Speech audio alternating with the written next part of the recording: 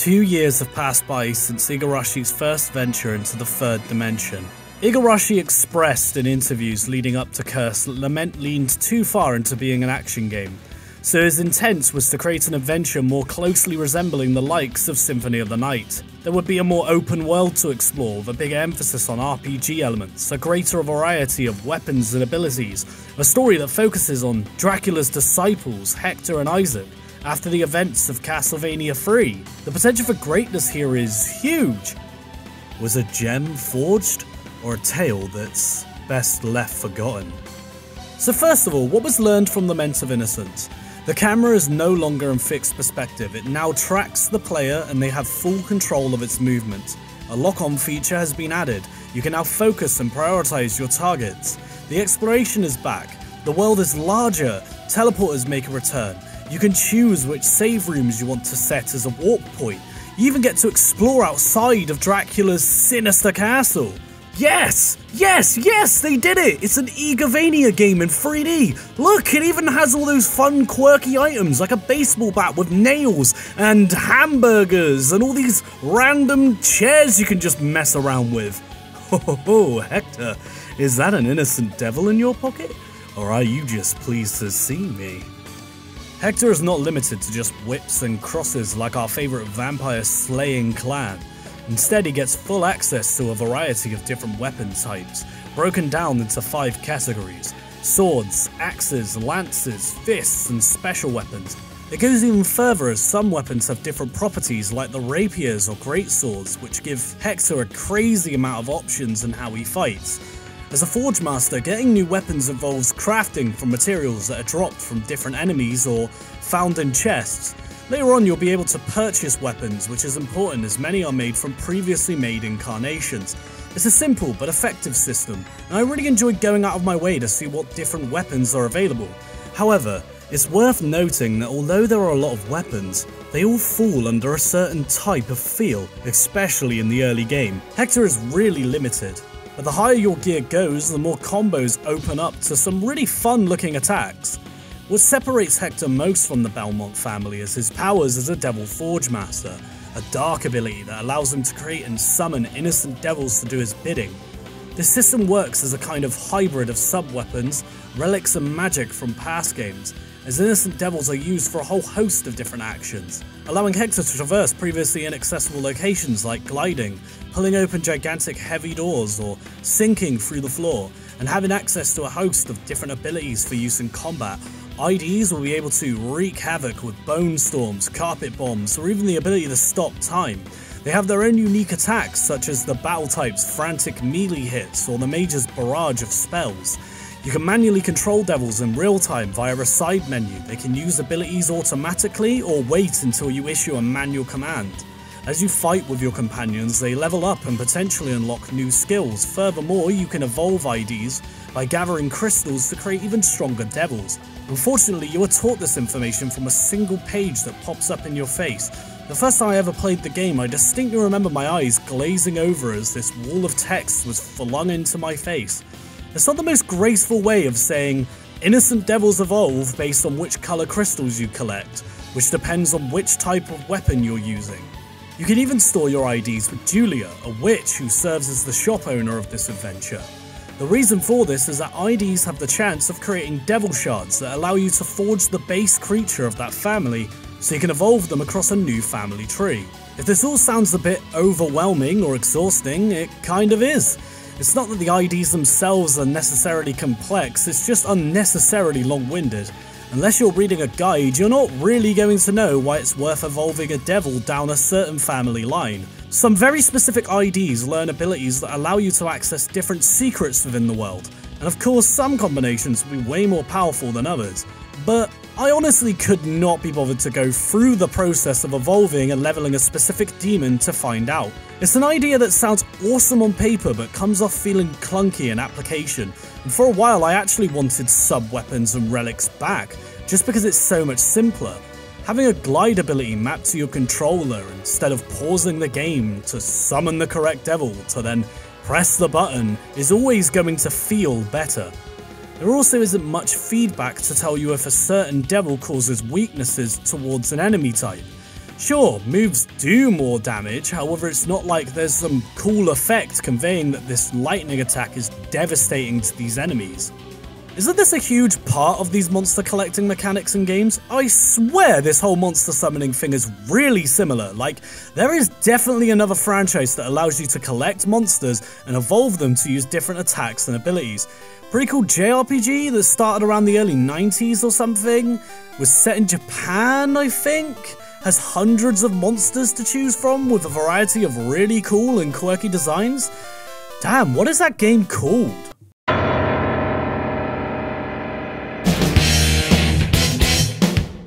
Oh yeah, Shin Megami Tensei, of course! That's the best monster collecting JRPG. So what are the Shin Megami Tensei games all about?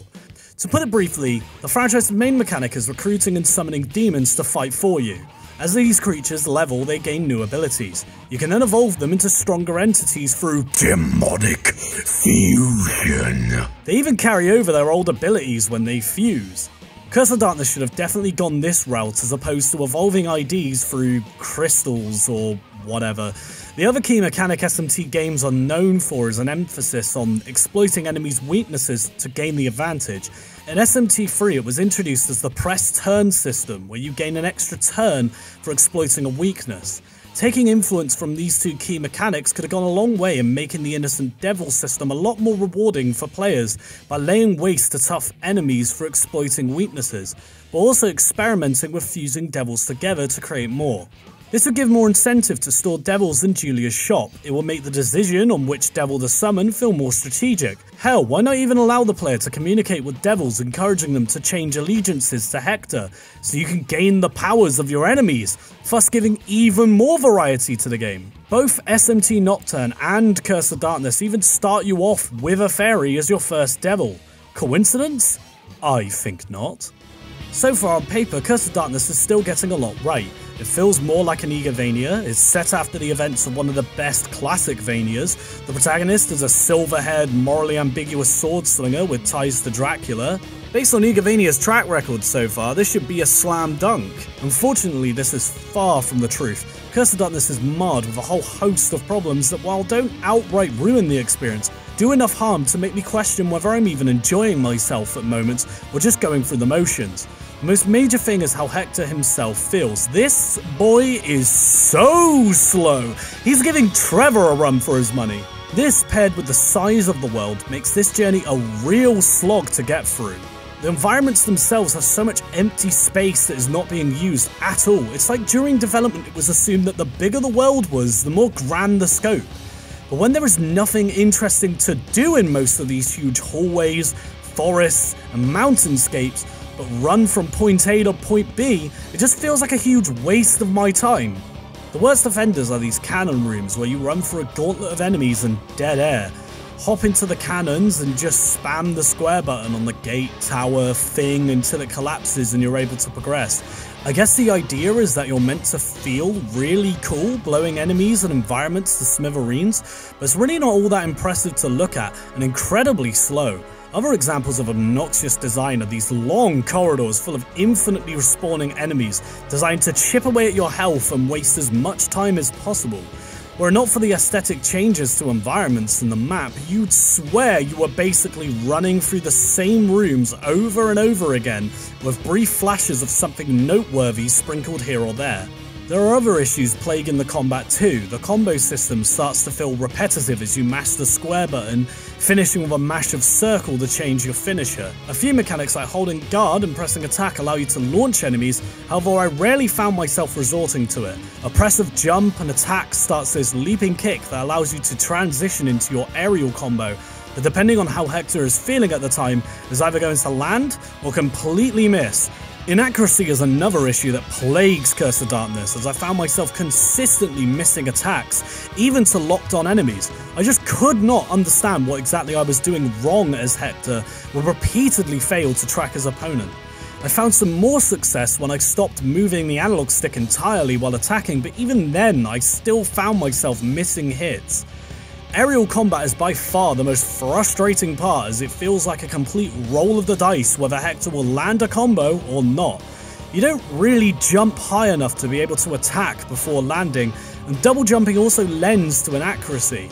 After a while, I noticed that Hector kind of snaps to enemies while in the air, but combined with his aerial momentum, it usually means swinging at nothing. As for boss fights, they're pure chaos. Most of the time I'm just wailing on the enemy without really thinking of a strategy. This gets even worse later on when I have more innocent devils to just spam abilities until the boss eventually caves in and dies. There are definitely some interesting fights for sure. Isaac plays like a dark mirror of Hector, being able to summon his own IDs and utilizing weapons that, for the most part, you can forge yourself. I just didn't really have the patience to grab that laser sword. Trevor is equally fierce, utilizing all the Belmont-based abilities you'd expect of his clan. At this point, it's natural for Belmont bosses to steal the show.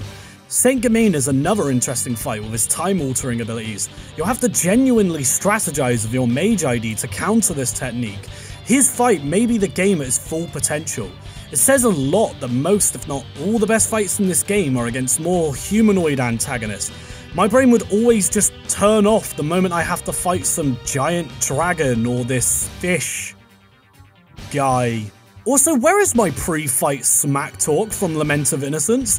They gave Leon so much more personality. Come on, Curse of Darkness. I thought we were borrowing the cool stuff from Devil May Cry, not taking it away. The varying quality of bosses reflects on Curse of Darkness as a whole. Flashes of some genuine brilliance buried under a sea of mediocrity. Curse of Darkness, while having a fully connected world, is strange in how it uses it, especially towards the end. Sometimes the game leaves the player having to figure out where to go next themselves. Other times they straight up teleport you directly to where you have to be after a cutscene. Literally, I discovered a shortcut leading back to the abandoned castle and thought, oh cool, I imagine I'll be using this in the near future. And after a boss fight in a cutscene where a character straight up says, "Oi, Hector, you need to go back to that abandoned castle like!" The screen goes black and boom, I'm already at the bottom of the stairs leading to the next boss fight. I shouldn't complain too much, Hector moves damn slow in this game. However, it kills the purpose of these shortcuts or more explorative elements. It makes me less incentivized to go look around because the game is physically picking me up and planting me exactly where it wants me to be. The story doesn't fare much better. Missed potential is the key phrase here. I was genuinely surprised replaying this, just how underwhelming the cast really is. The story beats yet another string of loose ends drip-fed to us to reveal a shocking revelation at the end. This is beginning to get tiring the third time around. Come on, Curse of Darkness, there is so much more that could be done here. You look at this premise, it's like looking at a picture of a delicious three-course meal. Then the reality hits and you get some bland bowl of soup made of wall chicken from 541 years ago. Trevor's presence here is a huge disappointment. He barely does anything and then somehow gets stabbed like a complete chump from Isaac. I had to go through 3 different innocent devils to defeat this guy. Why is he such a weenie in cutscenes? I constantly forget that characters like Zayed or Julia are even in the game until their next appearance. I felt like I was going mad as another hour or 2 passes by, and I'm graced by their flavorless presence. That feeling of madness doesn't go away once you meet Saint-Germain, a character so bizarre you'd swear the game had gained some form of sentience and was actively trying to pull a joke on you or something. There is no way you're forgetting this guy anytime soon. Just look at him. Every scene he's in, you're paying attention. Just his voice, his clothes, the way he just phases into a scene to confuse Hector some more before buggering off. Saint-Germain's quirkiness is no match, however, for the true star of Curse of Darkness. Enough talk. Time to die.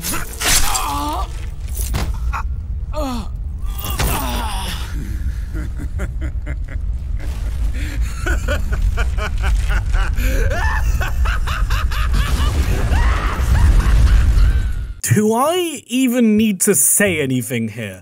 Isaac is the best character in Curse of Darkness, whether you want him to be or not. He is the first thing that comes to mind whenever I even think of the game. He's completely off the fucking rails and it's amazing.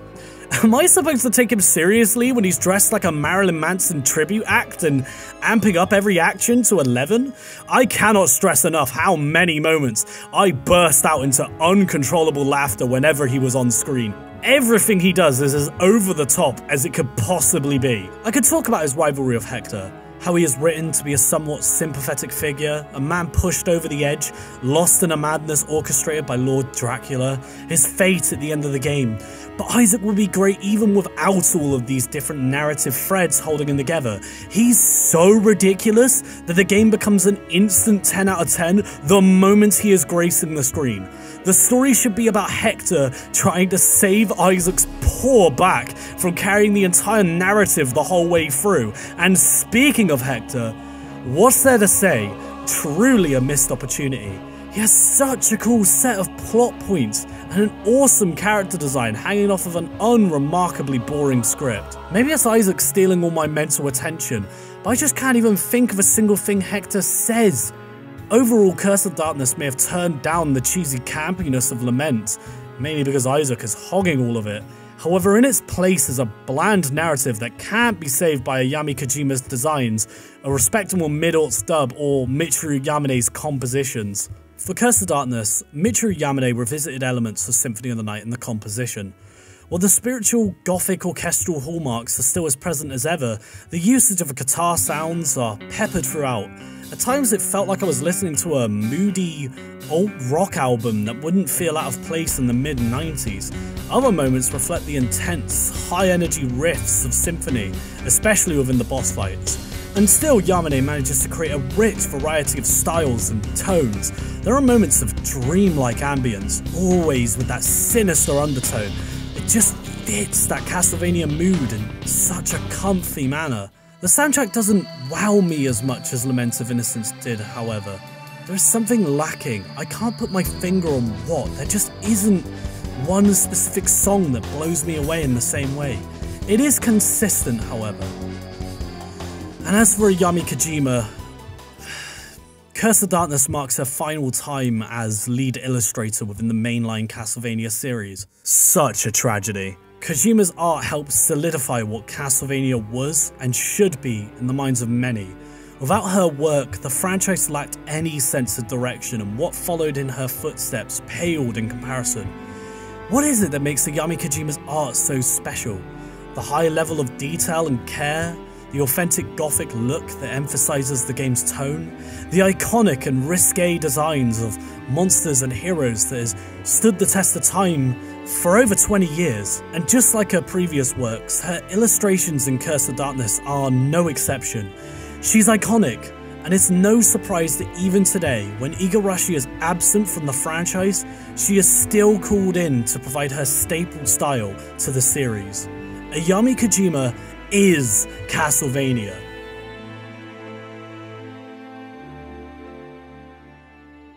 Crazy Mode makes a return from Lament of Innocence, as well as Boss Rush Mode and an unlockable character. Trevor Belmont, while not as awesome as a playable pumpkin, is an incredibly fun Belmont to play with. He has a ton of moves, item crashes, access to all of his sub-weapons at any given time, and even a Psycho Crusher. Okay, well, despite its faults, this game is still enjoyable enough, I suppose. I'm sure in comparison to the competition at the time, this probably stands above the others. It released November 2005. What else was around during 2005? Breakdown! Sadly, Curse of Darkness's legacy is that of a failure, and further turned people off on the idea that a 3D Castlevania could work. A game that was mostly forgotten and overlooked, squandered potential both in its narrative and its gameplay. As it stands, both Lament of Innocence and Curse of Darkness have yet to ever see a re-release, while many if not all the major action games that stole any of its thunder have received remasters and ports to all manner of systems, some even improving upon the original version. Miraculously, Hector and Isaac were not fated to be characters in an obscure PS2 gem, as they would both make appearances in the Netflix series. Hopefully this draws interest for Konami to re-release these titles in some form, or at the least piques the interest of fans of the show into giving Curse of Darkness a chance. While it's certainly not the greatest Igavania game out there, it's interesting enough to at least try out, even if you don't make it to the end. Join us next time when Soma Cruz returns in Dawn of Sorrow. This is 3D Castlevania's last dying gasp competing with the Japanese market. Future projects were handed to Western studios and, well, those also died. And if you don't want this channel to die, why not check out my Patreon? I just recorded a commentary for Circle the Moon, and every member gets invited to my Discord channel. If you want to keep updated, give me a cheeky follow on Twitter. I'm also streaming on Twitch now, and I always tweet out when I'm live. Thanks for the support. I hope you enjoyed the video.